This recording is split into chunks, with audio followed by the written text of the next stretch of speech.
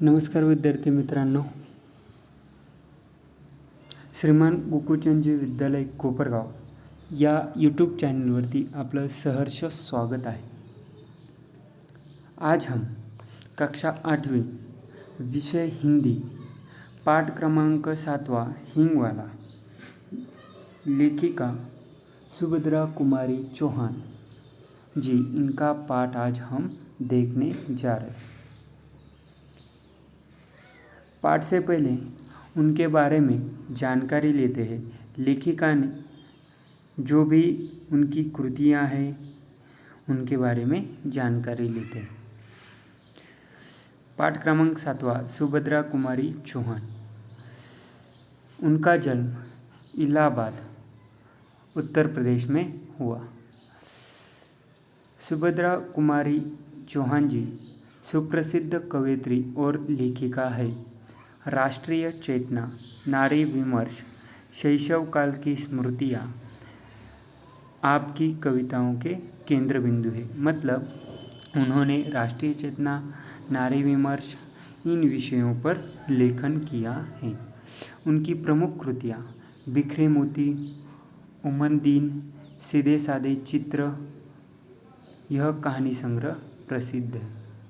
मुकुल, चित्रधारा, जालियनवाले बाग में बसंत, झांसी की रानी, यह कविताएं उनकी काव्य संग्रह प्रसिद्ध है।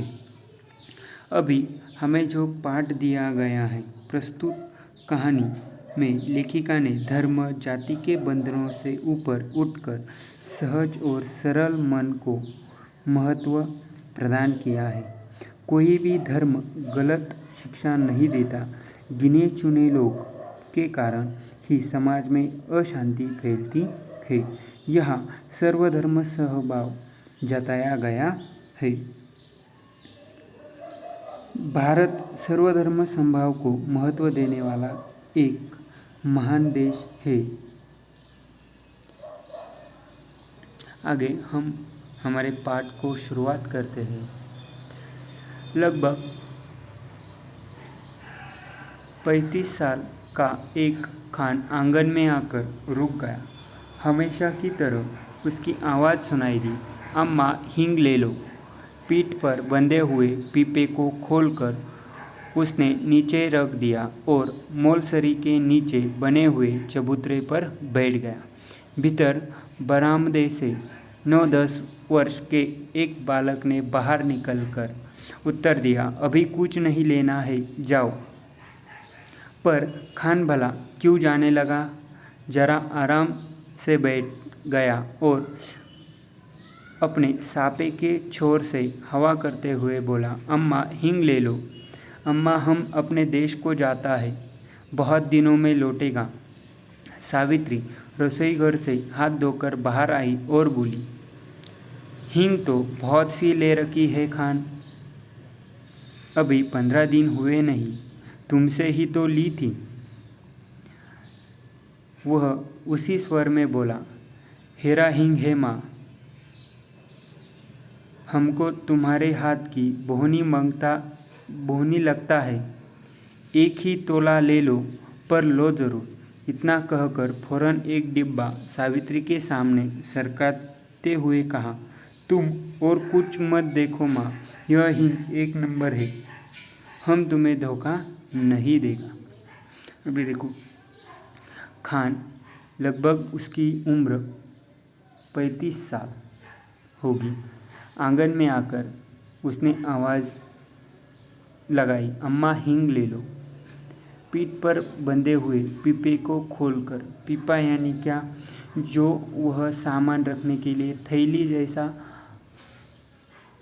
जैसा बनाता है उसे पीपे कहते हैं। वह नीचे रहकर मोलसरी यह क्या है, एक पेड़ है। पेड़ के नीचे बने हुए चबूतरे पर, चबूतरा यानी क्या, देखो यहाँ पर आपको चित्र में जो पेड़ है उस पेड़ के नीचे जो बैठने के लिए जगह बनाई है उसे क्या कहते हैं, चबूतरा कहते हैं।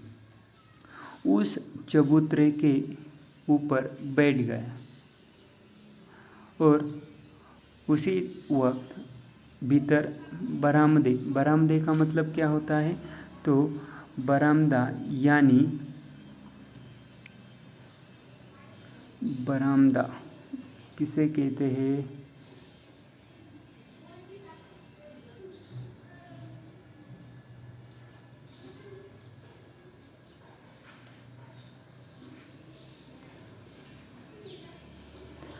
अभी देखो, बरामदे से 9-10 वर्ष के एक बालक ने बाहर निकलकर उत्तर दिया, अभी कुछ नहीं लेना है, जाओ।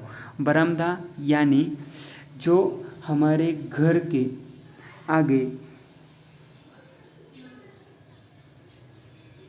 आगे का जो परिसर होता है उसे हम क्या कहते हैं, बरामदा कहते हैं। पर उसके बाद खान नहीं गया, वह जरा आराम से बैठ गया, अपने साफे के छोर से हवा करते हुए बोला, अम्मा हींग ले लो, अम्मा हम अपने देश को जाता, बहुत दिनों में लौटेगा। सावित्री रसोई घर से हाथ धोकर बाहर आई और बोली, हींग तो बहुत सी ले रखी है खान, अभी 15 दिन हुए नहीं, तुमसे ही तो ली थी।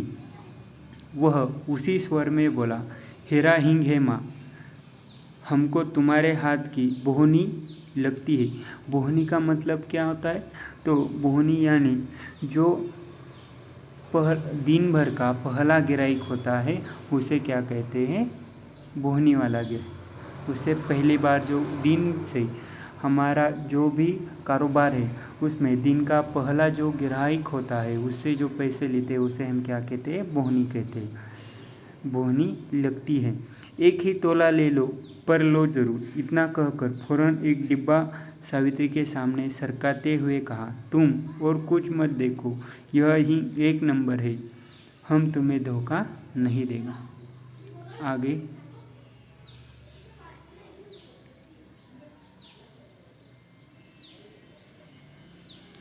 सावित्री बोली, पर हींग लेकर करूँगी क्या, ढेर सी तो रखी है। खान ने कहा, कुछ भी ले लो अम्मा, हम देने के लिए आया है, घर में पड़े रहेगी, हम अपने देश को जाता है, खुदा जाने कब लौटेगा। और फिर खान बिना उत्तर की प्रतीक्षा किए हींग तोलने लगा। इस पर सावित्री के बच्चे नाराज हुए, सभी बोल उठे, मत लेना माँ, तुम कभी न लेना, जबरदस्ती तोले जा रहा है। सावित्री ने किसी की बात का उत्तर न देकर हींग की पुड़िया ले ली। पूछा, कितने पैसे हुए खान? 21 रुपये अम्मा, खान ने उत्तर दिया। सावित्री ने 3 रुपये तोले के भाव से 7 तोले का दाम 21 रुपया लाकर खान को दे दिया। खान सलाम करके चला गया, पर बच्चों को माँ की यह बात अच्छी न लगी। बड़े लड़के ने कहा, हींग की कुछ ज़रूरत नहीं थी। छोटा माँ से चिढ़कर बोला, दो माँ, 2 रुपये हमको भी दो, हम बिना लिए न रहेंगे। लड़की, जिसकी उम्र 8 साल की थी, बड़े गंभीर स्वर में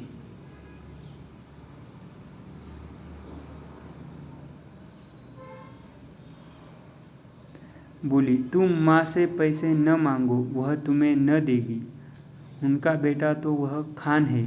सावित्री को बच्चों की बात पर हंसी आ रही थी। उसने अपनी हंसी दबाकर बनावटी क्रोध से कहा, चलो चलो, बड़ी बातें बनाने लगे हो, खाना तैयार है, खा लो। अभी देखो यहाँ पर अगर हम देखेंगे तो क्या हुआ है, सावित्री के बच्चे क्यों चिढ़े, तो घर में हींग पड़ी हुई थी, पर तब भी सावित्री ने क्या किया, खान से हींग ले ली और उसे 21 रुपये भी दे दिए। इसीलिए बच्चे चिढ़कर बोलने लगे कि बड़े बेटे ने क्या कहा, कि छोटे बेटे ने कहा कि हमें भी 2-2 रुपये दे दो, बराबर। और उसी वक्त लड़की ने भी कहा, जिसकी उम्र 8 साल है, बड़े गंभीर स्वर में कहा कि तुम माँ से पैसे न मांगो, वह तुम्हें न देगी, उसका बेटा तो वह खान है।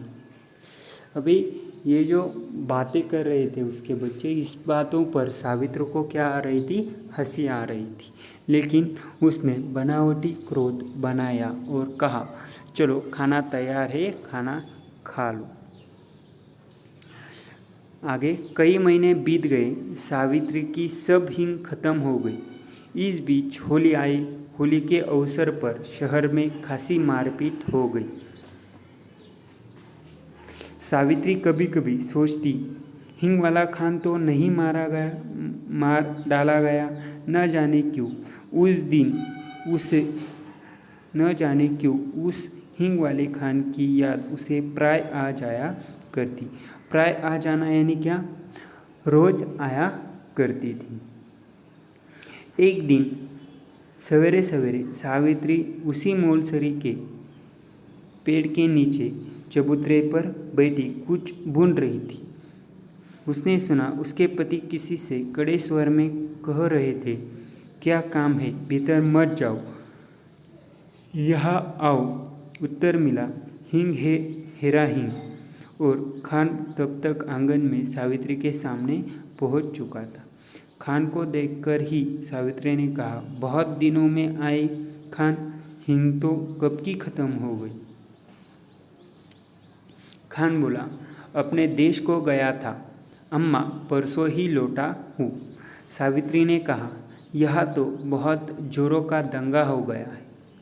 खान बोला, सुना समझ नहीं है लड़ने वालों में। सावित्री बोली, खान हमारे घर चले आए, तुम्हें डर नहीं लगा। दोनों कानों पर हाथ रखते हुए खान बोला, ऐसी बात मत करो अम्मा, बेटे को कभी क्या माँ से डर हुआ है जो मुझे होता। और इसके बाद ही उसने अपना डिब्बा खोला और एक चटाक हिंग तोलकर सावित्री को दे दी। रेजगारी दोनों में से किसी के पास नहीं थी। रेजगारी का मतलब क्या है, तो देनेदारी करने के लिए पैसा जो होता है वह उनके पास नहीं था। खान ने कहा कि वह पैसा फिर आकर ले जाएगा। सावित्री को सलाम करके वह चला गया। इस बार लोग दशहरा दुगने उत्सव के साथ मनाने की तैयारी में थे। 4 बजे शाम को माँ काली का जुलूस निकलने वाला था। पुलिस का काफ़ी प्रतिबंध था। सावित्री ने बच्चों ने कहा, हम भी काली माँ का जुलूस देखने जाएंगे। सावित्री के पति शहर से बाहर गए थे। उसने बच्चों को न जाने कितने प्रलोभन दिए, पर बच्चे न माने सो न माने। नौकर रामू भी जुलूस देखने को बहुत उत्सुक हो रहा था। उसने कहा, भेज दो न माजी, मैं अभी दिखा कर लिए आता हूँ। लाचार होकर सावित्री को जुलूस देखने के लिए बच्चों को भेजना पड़ा। उसने बार बार रामू को ताकीद दी कि दिन रहते ही वह बच्चों को लेकर लौट आए। बच्चों को भेजने के साथ ही सावित्री लौटने की प्रतीक्षा करने लगी। देखते ही देखते दिन ढल चला, अंधेरा भी बढ़ने लगा, पर बच्चे न लौटे। अब सावित्री को न भीतर चैन था न बाहर। सावित्री की स्थिति मानो ऐसी हो गई थी जैसे अब पछताए तो क्या जब चिड़िया चुग गई खेत। इतने में उसे कुछ आदमी सड़क पर भागते हुए जान पड़े। वह दौड़कर बाहर आई, पूछा, ऐसे भागे क्यों जा रहे हो? जुलूस तो निकल गया ना? एक आदमी बोला, दंगा हो गया जी, बड़ा भारी दंगा। सावित्री के हाथ पैर ठंडे पड़ गए। तभी कुछ लोग तेजी से आते हुए दिखे। सावित्री ने उन्हें भी रोका। उन्होंने भी कहा, दंगा हो गया, दंगा। अभी यहाँ पर देखो 2 मुहावरे आए हैं। पहला है, अब पछताए होत क्या जब चिड़िया चुग गई खेत। मतलब जब समय निकल गया उसके बाद पछतावा करने से क्या फ़ायदा है। ऐसा इस मुहावरे का अर्थ है। आगे, हाथ पैर ठंडे पड़ना। हाथ पैर ठंडे पड़ना मतलब क्या? वह बहुत घबरा गई। क्यों घबरा गई?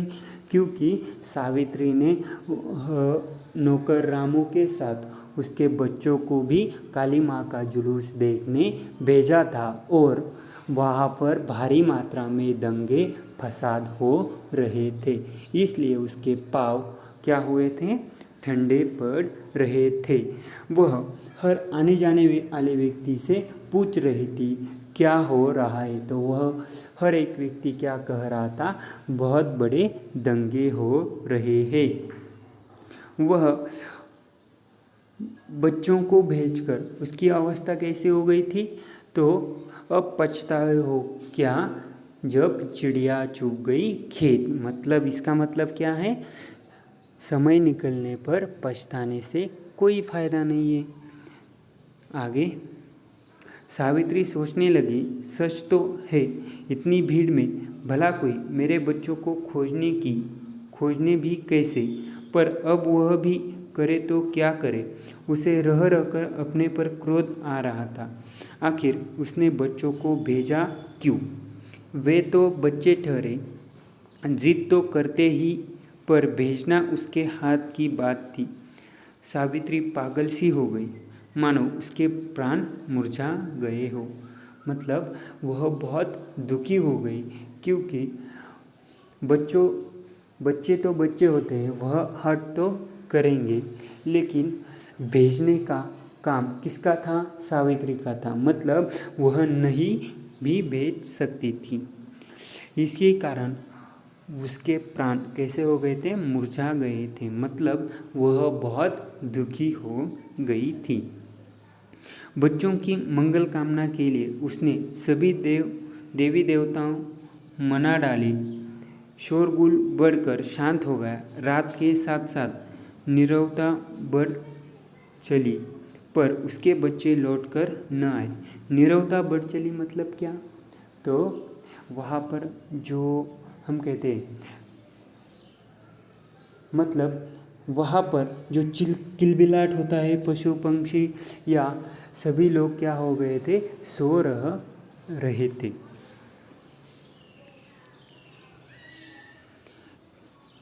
मगर उसके बच्चे न लौट आए। सावित्री हताश हो गई और फुट फुट कर रोने लगी। उसी समय उसे वही परिचित स्वर सुनाई पड़ा, अम्मा। सावित्री दौड़कर बाहर आई। उसने देखा उसके तीनों बच्चे खान के साथ सकुशल लौट आए। खान ने सावित्री को देखते ही कहा, वक्त अच्छा नहीं है अम्मा, बच्चों को ऐसी भीड़ भाड़ में बाहर न भेजा करो। बच्चे दौड़कर माँ से लिपट गए और उन्होंने एक साथ कहा, खान बहुत अच्छा है माँ, उसने हमें बचाया। देखो, इस प्रकार हमें इस कहानी में खान और सावित्री के बीच में जो बेटा और अम्मा का रिश्ता बना है वह हमें यहाँ पर दिखाया गया है। और यहाँ पर किसी जाति धर्म का कोई भी प्रभाव इन पर नहीं पड़ा है। आया ध्यान में? अभी आपको क्या करना है? इस पाठ का, इस कहानी का 2 बार वाचन करना है और इसके नीचे दिया गया हुआ स्वाध्याय आपको पूरा करना है। धन्यवाद।